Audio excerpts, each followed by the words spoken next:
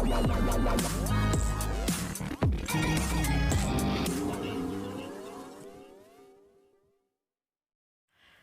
Serial Radha Krishna के आज रात के एपिसोड में आप देखेंगे कि गुरु शुक्राचार्य यज्ञ खत्म होने का शंखनाद बजाने ही वाले होंगे, जिसे देखकर श्री कृष्ण चिंता में पड़े होंगे। श्री कृष्ण की चिंता देखकर गरुण देव कहेंगे कि प्रभु आप बस आदेश दीजिए, अगर आप कहें तो मैं जाकर इन दोनों का यज्ञ भंग कर देता हूँ। तो श्री कृष्ण कहते हैं कि नहीं, ऐसा तो मैं भी कर सकता हूँ, बट यज्ञ भंग करने के लिए मैं इस पक्ष में नहीं हूँ। उधर आप देखेंगे कि राधा रानी भी श्री कृष्ण के लिए लगातार प्रार्थना कर रही होंगी।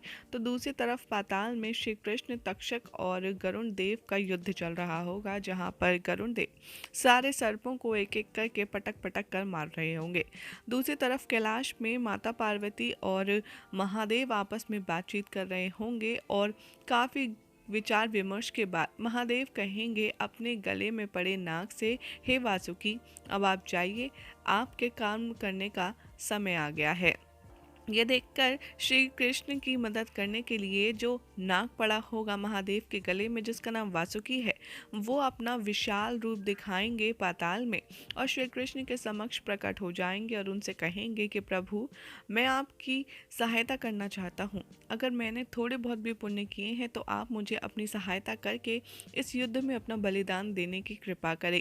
श्री कृष्ण उनको मना करते हैं, लेकिन बार बार वासुकी जी श्री कृष्ण को समझाते हैं और कहते हैं कि अगर आपके किसी कार्य के लिए मैं अपना बलिदान देता हूं तो मेरा जीवन सफल हो जाएगा और मुझे महादेव ने भी आपकी सहायता करने के लिए ही यहाँ भेजा है।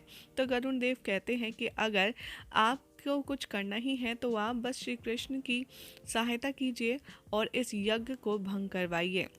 श्री कृष्ण से कहते हैं वासुकी कि आप एक काम करिए, मुझे उस हवन कुंड में डाल दीजिए, जिससे मैं बलि और गुरु शुक्राचार्य का यज्ञ भंग कर दूंगा और उसके पश्चात वो अपने काम में सफल नहीं हो पाएंगे। श्री कृष्ण कहेंगे कि नहीं, मैं ऐसे किसी की भी बलि नहीं दे सकता और अगर मैंने तुम्हें झोंका तो उससे बहुत सारे सर्पों का भी नुकसान होगा और मैं एक यज्ञ खराब करने के लिए इतने सारे सर्पों की जान जोखिम में नहीं डाल सकता। ये तब बोलते हैं श्री कृष्ण जब महाराज बलि की पूजा देखकर गरुण देव चिंता में होते हैं और वो कहते हैं कि हम कुछ सर्पों को एक एक करके इसमें डाल देते हैं। तो श्री कृष्ण कहते हैं कि बेवजह जिन्होंने कुछ किया नहीं उनको फालतू में आग में झोंकना ये मैं नहीं करने वाला। तब वासुकी जी आते हैं और खुद का दहन करने की बात करते हैं। श्री कृष्ण पहले वासु जी की पूरी बात सुनते हैं और फिर उनको सिरे से नकार देते हैं और कहते हैं कि नहीं, ना मैं ये करना चाहता और ना मैं ये कर सकता।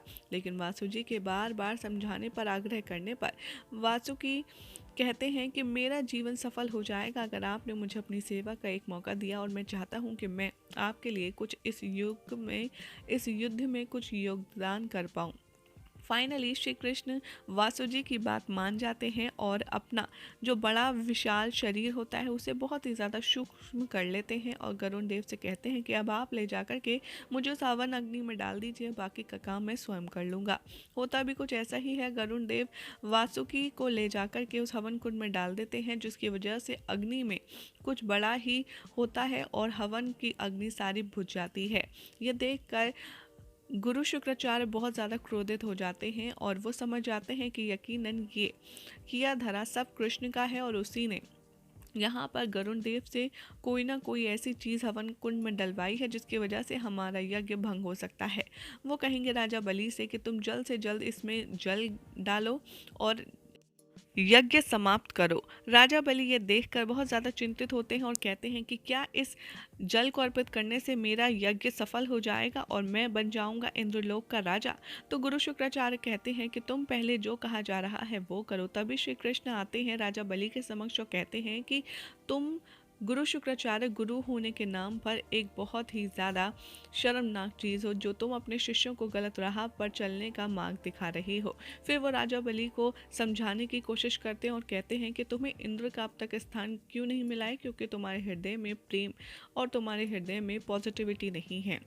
राजा बलि को श्री कृष्ण बहुत अलग अलग तरीके से समझाते हैं, जिसके बाद राजा बलि कन्विंस हो जाता है सारे बुरे काम छोड़ने के लिए और सही रास्ते पर चलने के लिए। और वो कहता है कि मुझे माफ़ कर दीजिए, मैं भटक गया था। अब आप मुझे बताइए कि मैं आगे क्या करूं जिससे मेरे सारे पुण्य दोबारा से मैं अर्जित कर पाऊँ और इंद्रलोक का मैं स्वामी बन पाऊँ। तो श्री कृष्ण कहते हैं कि तुम सबसे पहले जो तुम्हें पाताल में लोक दिया गया है उसे इतना ज़्यादा सुंदर बनाओ कि वो स्वर्ग के जैसा ही दिखने लगे, और उसके पश्चात तुम अच्छे यज्ञ के साथ साथ अपने हृदय में प्रेम भावना लाओ।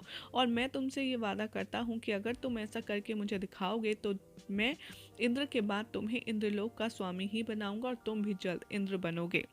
ये बात सुनकर बहुत ज़्यादा खुश हो जाता है राजा बलि और वो श्री कृष्ण को वादा देकर के वहाँ से चला जाता है।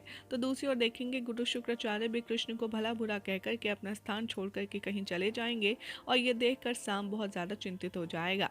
बलराम दाऊ आएंगे और सब कुछ समाप्त होकर बहुत ज़्यादा खुश हो जाएंगे। वो कहेंगे कि कान्हा, अब तो सब कुछ हो चुका है, अब देखो हम सब ने भी तुम्हारी सहायता की है, तो क्या अब हम लौट चले। तो श्री कृष्ण पहले सबसे अपने तीनों मित्र का धन्यवाद करते हैं अपने इस पूरे युद्ध में साथ देने के, और फिर जो श्री राधा होती हैं, जो देवी राधा के रूप में होती हैं, वो कृष्ण से अनुमति लेती हैं और कहती हैं कि अब तो तुम्हारा युद्ध संपन्न हो गया है, मुझे अपने शरीर में, अपने हृदय में लौट जाना होगा। कृष्ण उनको भी अनुमति दे देते हैं। फिर शाम खड़ा होता है, कृष्ण उनके पास जाते हैं और कहते हैं उनके गाल खींच कर कि दाऊ, हो ना हो शाम ने भी इस युद्ध में बहुत बड़ा योगदान दिया है, इसलिए उसकी भी थोड़ी प्रशंसा करनी तो बनती है। दाऊ कहते हैं हाँ हाँ बिल्कुल, लेकिन अब मुझे लगता है जब प्रशंसा भी हो गई है, युद्ध भी संपन्न हो गया है, तो हमें अब द्वारका चलना चाहिए। श्री कृष्ण बलराम दाऊ और शाम के साथ द्वारका लौट जाते हैं, जहाँ पर समुद्र तट के किनारे राधा बैठकर ध्यान में मग्न होती हैं। कृष्ण आकर कहते हैं राधा, तुम अब तक ध्यान कर रही हो, मैं तो युद्ध समाप्त करके विजयी होकर लौट भी आया। तो श्री कृष्ण से राधा कहती हैं कि जब तुम द्वारका में थे ही नहीं कृष्ण, तो इस द्वारका में देखने लायक बचा ही क्या, इसलिए मैंने तुम्हारे जाते ही अपने नेत्र बंद कर लिए। लेकिन मुझे तो ऐसा आभास हो रहा है कि जैसे पूरे युद्ध में मैं तुम्हारे साथ थी। कृष्ण कहते हैं कि हाँ, मुझे भी ऐसा ही लगा राधा कि तुम हर वक्त हर एक युद्ध में मेरे साथ मौजूद थी। यहाँ पर श्री कृष्ण से कहती हैं राधा, तो मैंने तुम्हारे युद्ध में मदद की, तुम्हारा मार्गदर्शन किया, तो इसके बदले अब तुम मुझे क्या दोगे। कृष्ण कहते हैं कि अच्छा, अगर मुझे पहले से ही पता होता कि तुम मेरी मदद करने के बदले मुझसे कुछ मांगोगी या सौदा करोगी, तो मैं ऐसा तुम्हारी मदद लेता ही नहीं। यहाँ पर श्री कृष्ण और राधा के बीच में थोड़ी हंसी ठिठोली होती है, जहाँ पर श्री कृष्ण राधा को थोड़ा परेशान करते हैं, और तभी वहाँ पर गुरु शुक्राचार्य प्रकट हो जाते हैं और श्री कृष्ण से भरी सभा में कहते हैं कि तुमने यज्ञ भंग करने का घोर अपराध किया है, अब तुम अपने आप को क्या सजा दोगे। तो श्री कृष्ण कहते हैं कि हाँ, मैं जानता हूँ कि राजा बलि इंद्र से ज़्यादा गुणी है, उनसे ज़्यादा ज्ञानवान है, और इस नाते मैंने इंद्र को इंद्रलोक का स्वामी बनाकर के उनके साथ पक्षपात की है, और इस दंड का सिर्फ एक ही अपराध है, मृत्यु दंड। और ये सुनकर हर कोई काफ़ी ज़्यादा शॉक्ड हो जाएगा। यही हो जाएगा आज रात के एपिसोड का एंड। कल रात के एपिसोड में वही दिखाया जाएगा जहाँ पर गुरु शुक्राचार्य श्री कृष्ण को मृत्यु दंड देने की बात कहते हैं, और यही सारे एक्सक्लूसिव अपडेट आपको मिलने वाली है कल रात के एपिसोड में।